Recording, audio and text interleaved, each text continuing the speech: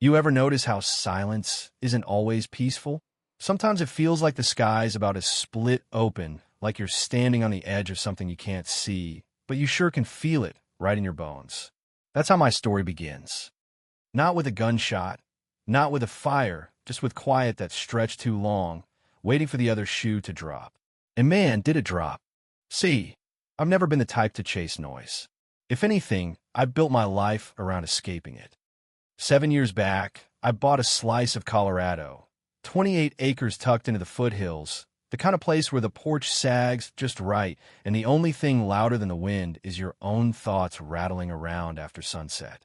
I'm Garrett Wells, mid-40s, hands calloused from construction.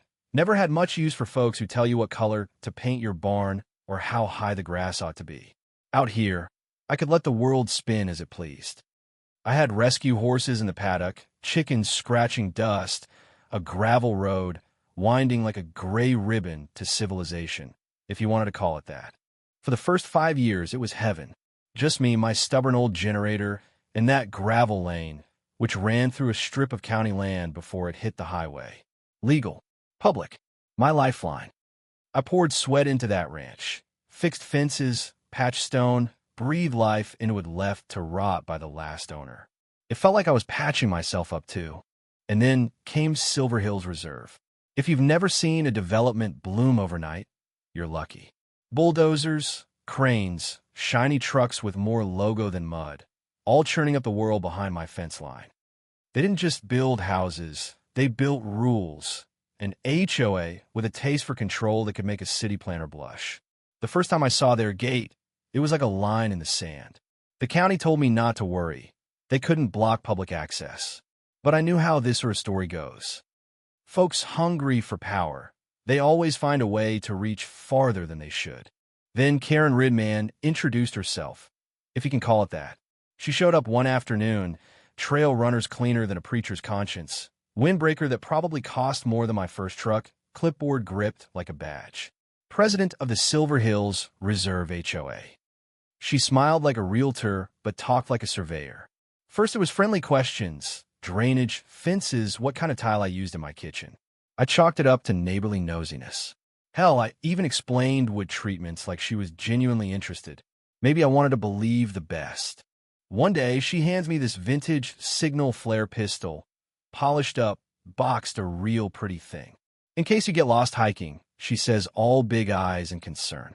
I laughed, told her I'd been living on compass and gut for decades, but thanks. Looking back, that should have set off alarm bells. Her questions got less friendly over time.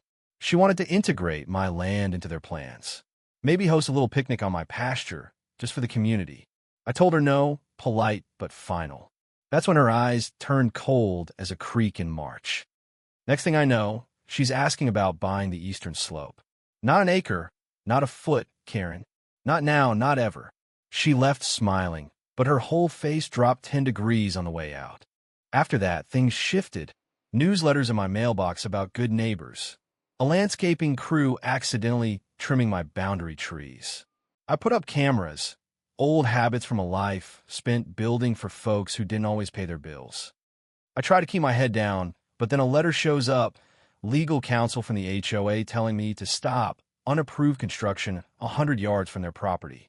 My lawyer fired back, and we landed in court. Judge sided with me. HOA had zero jurisdiction. Karen barred from contacting me.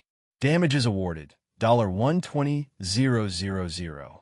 I left that courtroom feeling vindicated, with a check I didn't cash for weeks just to make a point. For a little while, the silence came back, too quiet, though, like a dog slinking off after chewing up your boot. I stopped trusting it. A couple mornings later, I spot a county inspector near my creek, tip about a non-compliant septic system. Sure, pal. I showed him my permits, and he left empty-handed. There was a fire safety guy, then water, then zoning. Every one of them embarrassed, every one of them apologizing for wasting my time. I started keeping a file, HOA nonsense.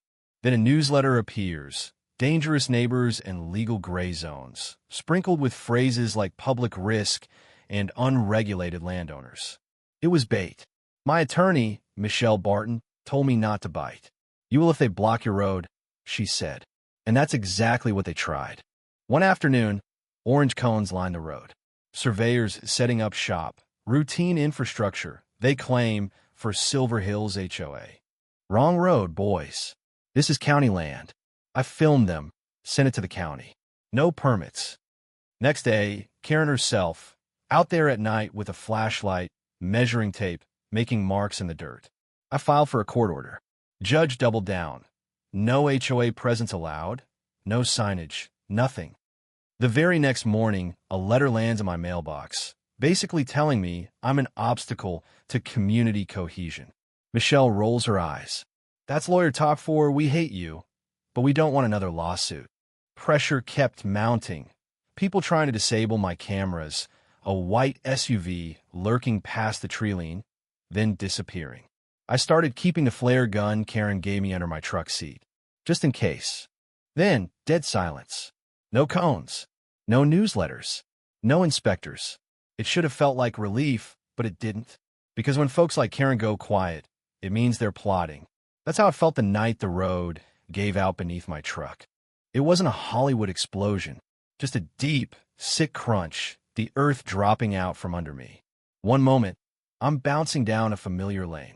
Next, the truck's nose dives, windshield cracks, ribs slam into the steering wheel. I can't move my legs, can't reach my phone. The cold rolls in fast. I'm pinned, hurt, alone. That's when I remember the signal pistol. One flare up, then another. Silence. Third shot, nothing. I'm getting colder, pain turning to numbness, hours slipping by in a blur. Finally, a glint. Headlights, voices, sirens. Firefighters saw me out.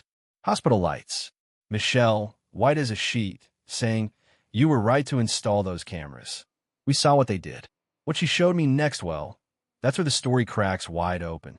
See, the footage was damning. Karen and her crew, out there before dawn, digging a 10-foot trench across the access lane, laying boards and a tarp over it. Sign propped up, temporary maintenance, HOA use only. Then, right before midnight, someone comes back, removes the sign. No warning for me. Emails uncovered by the DA's office. Karen bragging to her board, he's got it coming. Paying the crew cash. Telling them not to bother with permits or cones. The guy who ran the dig, Anthony Rogers, broke first. Walked straight into the sheriff's office, said, "I'm not going down for her." The whole thing unraveled in a week. Press conferences, investigators combing over footage, indictments for Karen and her cronies. HOA members started running scared, board members resigning, the community spinning out in lawsuits and accusations. When the trial came, Michelle handed the jury everything: emails, receipts, surveillance. Karen's defense crumbled. Guilty on all counts, 23 years, no parole for 18. Her allies got fines, bans, some even jail. You'd think justice would feel sweet. And it did, for a moment, seeing the judge call her a civic disgrace. Watching her empire collapse, the news splash her mugshot everywhere. But after the noise, a different kind of silence crept in. Not emptiness, just a hard-won peace, the kind you feel after surviving a storm. I spent weeks on my porch, legs in casts, dogs at my feet, sipping bourbon a neighbor swore was medicinal. Michelle brought papers, restitution, asset seizures, court-ordered dissolution of the HOA. The county repaved my road, installed lights, put up signs. Karen's house was seized, her empire gone. The old community split apart, some folks moving away, others suing for dues and damages. The quiet was real again, if a little haunted. One letter came, handwritten, no name. "Garrett, I'm sorry. We knew. We let her get away with it. You didn't deserve any of this." I folded it up, put in the drawer next to that flare gun, now mounted above the fireplace. Brass plate underneath. This shot saved a life and buried a tyrant. There's a little marker on the road now, where the pit once was. The county asked if I wanted a plaque. I said, "Let the road speak for itself." Silver Hills Reserve is half empty, the HOA defunct. Karen's still in prison, tried to appeal, denied twice. I never left the ranch. Didn't need to. This place, these scars, they're mine now. The pit is gone, but the lesson sticks. Sometimes peace isn't what you get when the noise stops. Sometimes it's what you earn digging your way out, one flare at a time. Folks always ask about the flare gun when they visit. I tell them the short version: bad woman, big hole, bigger mistake. But I think about that night sometimes, the silence, the cold, the feeling that justice might never catch up. Turns out, sometimes karma just needs a little nudge and a hell of a paper trail. So, tell me this: where do you draw the line between standing up for yourself and turning into what you hate? How far would you go to defend your land, your life, your little corner of the world? Drop your thoughts below, share your stories, tell me about the battles you've fought. Because out here, everyone's got a story, and sometimes justice is just waiting for someone to light the first flare.